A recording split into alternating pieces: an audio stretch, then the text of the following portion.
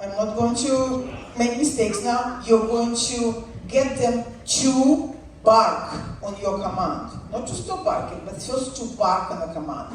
And the reason you need to do that is because when you try to get the dog to stop barking, when he's already barking at something, he's like, who are you? That is important. You are nobody. Look, shut up. Here is important, right? So to get your dog's attention away from barking, well, I don't know, people like to the coins, or scare them, or yell at them, or do something, or kick them, or whatever, which I don't advise any of these techniques. Not all of them are abusive, so I wouldn't do any of that. So you need to get your dog's attention when he's not barking at something, when he's only barking because you ask him to.